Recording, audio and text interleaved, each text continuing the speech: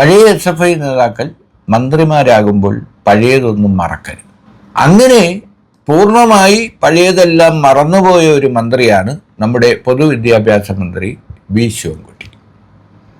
കാരണം മന്ത്രി ശിവൻകുട്ടിയും ഒന്നിച്ച് ഒരേ കാലയളവിൽ SFI പ്രവർത്തനം നടത്തിയിട്ടുള്ള, SFI സമരം ചെയ്തിട്ടുള്ള, KSUകാരെ മർദ്ദിച്ചിട്ടുള്ള സംഘത്തിൽപ്പെട്ട ഒരാൾ എന്ന നിലയിൽ ശിവൻകുട്ടിയുടെ വിദ്യാർത്ഥി രാഷ്ട്രീയം മുതൽ ഇന്ന് മന്ത്രിയായിരിക്കുന്ന കാലം വരെയുള്ള എല്ലാ വിഷയങ്ങളും അറിയുന്ന ഒരു മാധ്യമ പ്രവർത്തകനാണ് ഞാൻ. കാരണം യൂണിവേഴ്സിറ്റി കോളേജിൽ ഞാൻ SFIയുടെ ചെയർമാനായിരിക്കുന്ന കാലത്ത് ശിവൻകുട്ടി ചെമ്പഴന്തി കോളേജിൽ വിദ്യാർത്ഥി നേതാവാണ്. യൂണിവേഴ്സിറ്റി കോളേജിൽ വൻ സംഘർഷങ്ങൾ ഉണ്ടാകുമ്പോൾ ചാലയിലെ INTUCക്കാർ SFIക്കാരെ മർദ്ദിക്കാൻ വരുമ്പോൾ ഞങ്ങളുടെ രക്ഷകരായി എത്തുന്ന രണ്ട് പ്രധാന നേതാക്കളായിരുന്നു ചെമ്പഴന്തി കോളേജിലെ നേതാവായിരുന്ന ശിവൻകുട്ടിയും അന്ന് ആർട്സ് കോളേജിലെ നേതാവായിരുന്ന രാജശേഖരനും. കാരണം ഇവർ രണ്ടുപേരും തടിമിടുക്കുള്ള, എവിടെയും തലയുയർത്തി പിടിച്ചു നിൽക്കുന്ന നേതാക്കളായിരുന്നു. അപ്പം അങ്ങനെ സമരരംഗത്തും സംഘർഷങ്ങളുടെ നടുവിലും എല്ലാം നിന്നിരുന്ന ഒരാളാണ് ഇന്ന് നമ്മുടെ പൊതുവിദ്യാഭ്യാസ മന്ത്രി വി ശിവൻകുട്ടി.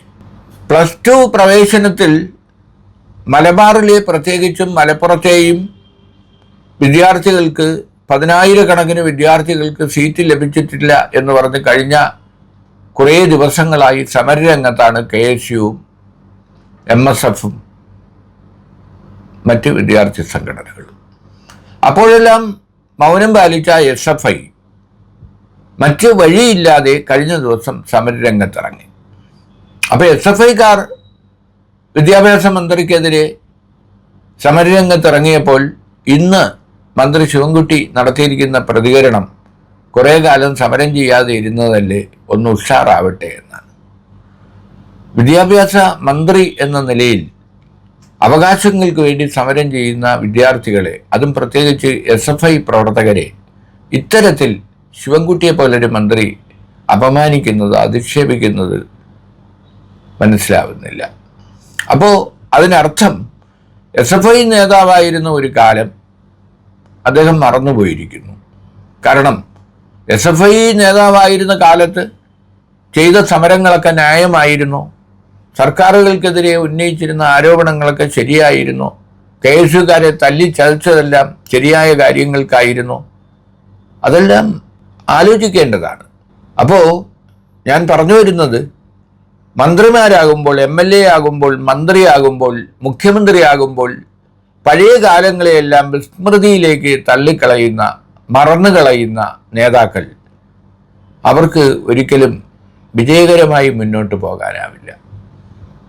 കാരണം മന്ത്രി ശിവൻകുട്ടി പറയുന്ന കണക്കുകളൊന്നും ശരിയല്ല. കാരണം 20,000-ലേറെ വിദ്യാർത്ഥികൾക്ക്, അതും മുഴുവൻ വിഷയങ്ങൾക്കും A+ വാങ്ങിയ വിദ്യാർത്ഥികൾ ഉൾപ്പെടെ പ്രവേശനം കിട്ടാതെ പെരുവഴിയിലാണ്. അപ്പോൾ അവർക്ക് പ്രവേശനം നൽകാനുള്ള ബാധ്യത സർക്കാരിനുണ്ട്. കുഞ്ഞാലിക്കുട്ടി അടക്കമുള്ള ലീഗ് നേതാക്കൾ, അതുപോലെ യൂത്ത് കോൺഗ്രസിൻ്റെയും KSUവിൻ്റെയും നേതാക്കളൊക്കെ മന്ത്രിയെ നേരിട്ട് കണ്ട് ഇത് ബോധ്യപ്പെടുത്തിയതാണ്. ഇന്നിപ്പോൾ ഘടകകക്ഷി നേതാവായ സേവർകോവിൽ തന്നെ നിയമസഭയ്ക്കകത്ത് സർക്കാർ നിലപാട് ശരിയല്ലെന്നും കുട്ടികൾക്ക് പ്രവേശനം ലഭിക്കാനുണ്ട്, 10,000 കുട്ടികൾ ഇപ്പോഴും പുറത്താണ്, അവർക്ക് പ്രവേശനം നൽകണം എന്ന് ആവശ്യപ്പെട്ടിട്ടുണ്ട്. അപ്പോൾ മുൻ മന്ത്രി കൂടിയായ ഘടകകക്ഷി നേതാവ് തന്നെ നിയമസഭയ്ക്ക് അകത്ത് ഇത്തരമൊരു ആവശ്യം ഉന്നയിച്ചിട്ട് പോലും വഴങ്ങാൻ തയ്യാറാകാത്ത അവസ്ഥയിലാണ് മന്ത്രി വി ശിവൻകുട്ടി. അപ്പോൾ തെരഞ്ഞെടുപ്പിൽ പരാജയപ്പെട്ട് അതിനുള്ള മറുപടികൾ പറയാൻ കഴിയാതെ ജനങ്ങളുടെ മുമ്പിൽ വീണ്ടും നിസ്സഹായരായി നിൽക്കുന്ന ഒരു നേതൃത്വമാണ് ഇടതുപക്ഷ നേതൃത്വം. അപ്പോൾ പോലും അവരുടെ അഹങ്കാരവും വസ്തുനിഷ്ഠമായ കാര്യങ്ങൾ അംഗീകരിക്കുന്നതിനുള്ള മടിയും ജനങ്ങളുടെ ആവശ്യങ്ങൾ കണ്ടില്ലെന്ന് നടിക്കാനുള്ള മനോഭാവവും മാറുന്നില്ല. അതിനുള്ള ഉദാഹരണമാണ് മന്ത്രി ശിവൻകുട്ടിയുടെ ഈ നിലപാട്.